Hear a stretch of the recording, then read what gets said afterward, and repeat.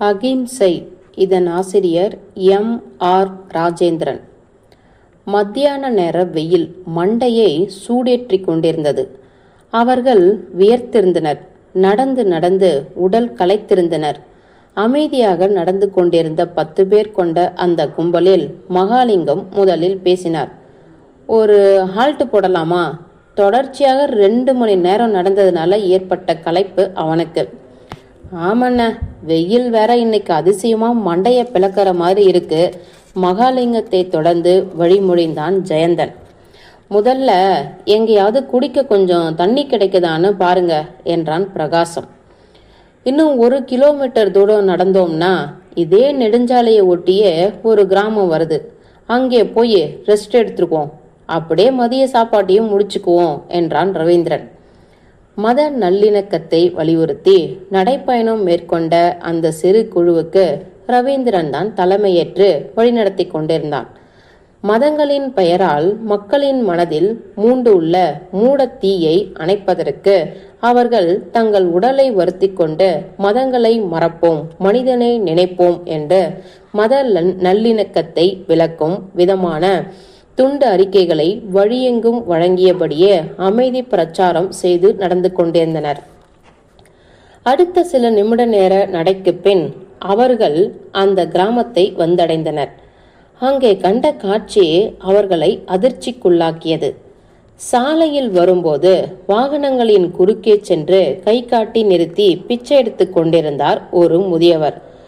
சாதாரண தோற்றத்தில் அல்ல, உலக பேரொளி அண்ணல் மகாத்மா காந்தியின் திருவுருவ சிலை போன்ற ஒப்பனையில் உடம்பெல்லாம் வெள்ளி நிற சாயம் பூசிக்கொண்டு பிச்சை எடுத்து கொண்டிருந்தார். சில வாகன ஓட்டிகள் அவர் கை நீட்டுவதை பொருட்படுத்தாமல் சென்றபோது அவர்களை வாய்க்கு வந்தபடி தகாத வார்த்தைகளால் திட்டிக் கொண்டிருந்தார். அவ்வப்பொழுது கையில் வைத்திருக்கும் கைத்தடியை தலைக்கு மேல் தூக்கி பிடித்தபடி குரங்காட்டம் போட்டபடியும் இருந்தார்.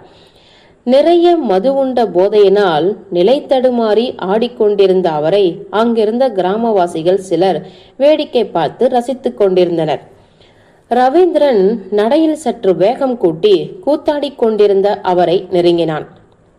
நிறுத்துங்கள் பெரியவரே, உங்க வயசுக்கு நீங்க செய்யற காரியமா இது? யாரப்பா நீ? தள்ளாடிக்கொண்டே கேட்டார் பெரியவர். நான் யாருங்கிறது இருக்கட்டும், இப்ப நீங்க யார் வேஷத்துல இருக்கீங்கன்னு தெரியுமா? வேஷம் போட்ட என்கிட்டயே கேட்கிறியா? இப்ப நான் காந்தி, கம்பீரமாக சொன்னார் பெரியவர். அதுதான் தெரியுதே.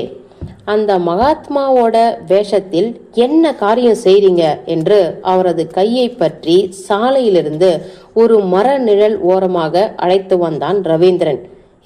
என் கையை விடு, இப்ப நான் காந்தி, மகாத்மா காந்தி என்று புலம்பினார் பெரியவர். இப்போ ஒன்னு வைக்கலாமா ஓங்கி என்று முணுமுணுத்து கொண்டான் மகாலிங்கம். பெரியவரே, முதல்ல நீங்க போட்டிருக்கிற இந்த வேஷத்தை கலைங்க என்று அவரை பற்றியதனால் தன் கையில் ஒட்டி கொண்ட வெள்ளி நிற சாயத்தை துடைத்தபடியே சொன்னான் ரவீந்திரன். என்னது, வேஷத்தை கலைக்கணுமா? நான் எவ்வளவு கஷ்டப்பட்டு சாயம் பூசிக்கிட்டேன்னு உனக்கு எப்படி தெரியும்?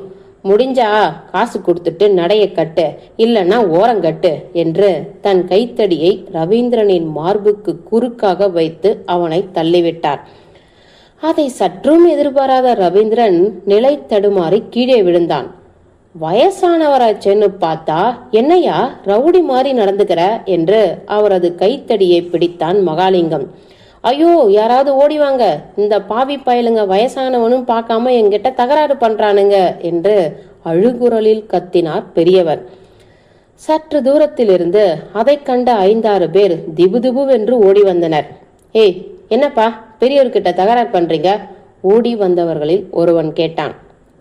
அதெல்லாம் ஒண்ணுமில்லைங்க, காந்தி வேஷத்துல பிச்சை எடுக்காதீங்கன்னு சொன்னோம்.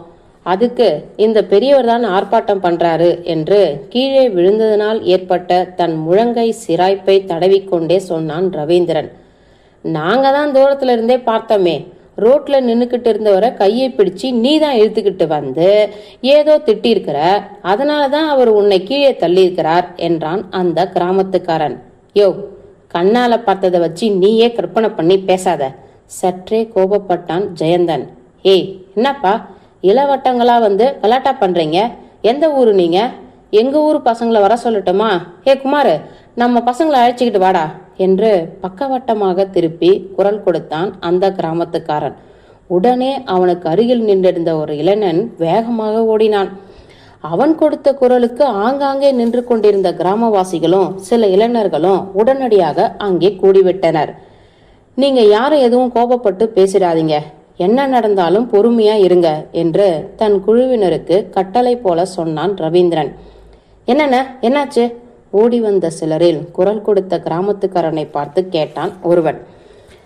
கேளுடா சங்கர், எங்கிருந்தோ வந்த இவனுங்க இங்க பிரச்சனை பண்றானுங்க, என்னன்னு கேட்டா மிரட்டுறானுங்க என்று அந்த வாலிபனை தூண்டிவிட்டான் கிராமவாசி.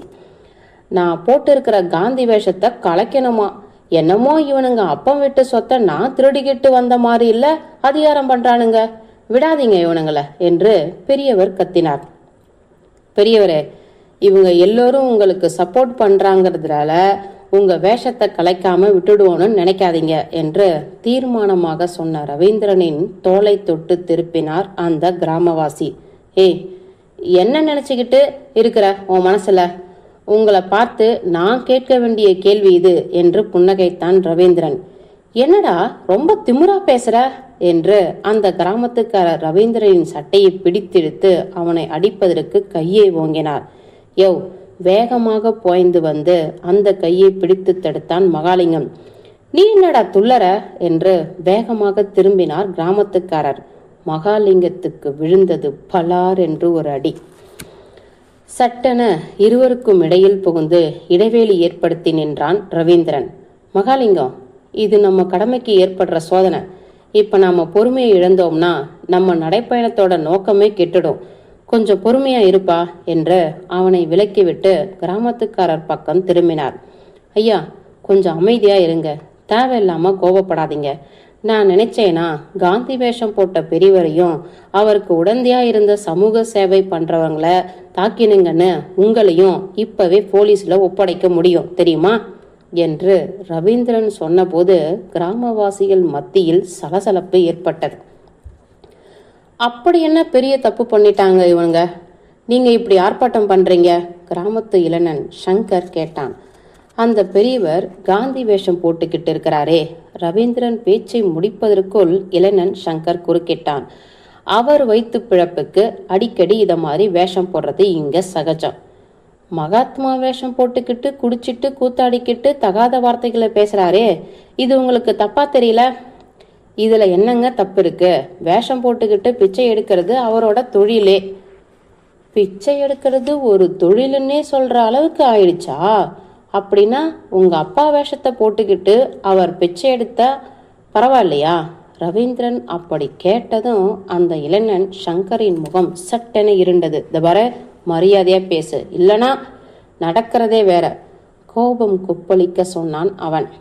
சும்மா பேச்சுக்கு சொன்னதுக்கே உனக்கு கோபம் வருது. உண்மையிலேயே அவர் அப்படி செஞ்சா பெரியவரை ஒரு வழி பண்ணிடுவ போல் இருக்க. கண்டிப்பா செய்வேன், கோபம் தனியாமலே சொன்னான் சங்கர். உங்க அப்பா மாதிரி வேஷம் தடமா போடுறாரு, உங்க அப்பாவே வந்து பிச்சை எடுக்கிற மாதிரியா ஏன் நினைக்கிற?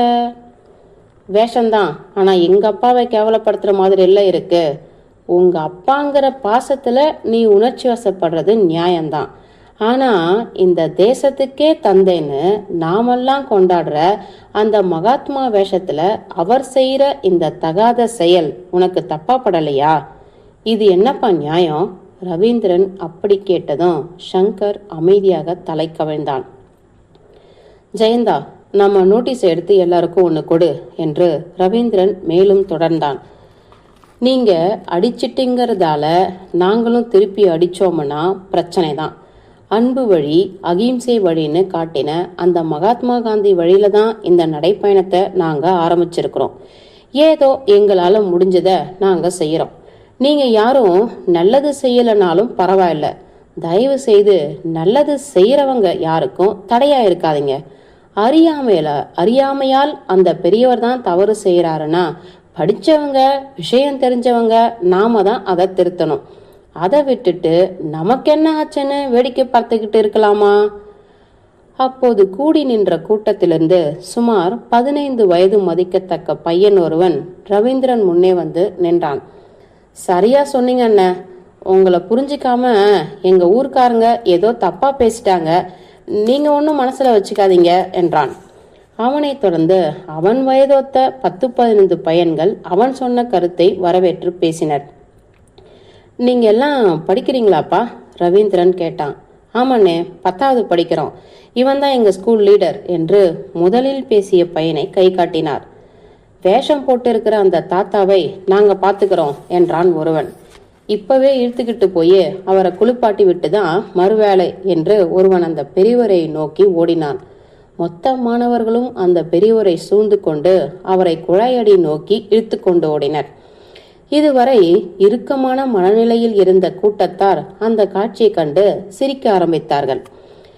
இனிமே நீ காந்தி வேஷம் போட்டு பாரு, அப்புறம் வச்சுக்கிறேன் உனக்கு என்று ஒரு பையன் அந்த பெரியவரின் முதுகில் தன் தலையை வைத்து முட்டி தள்ளி கொண்டு போனான்.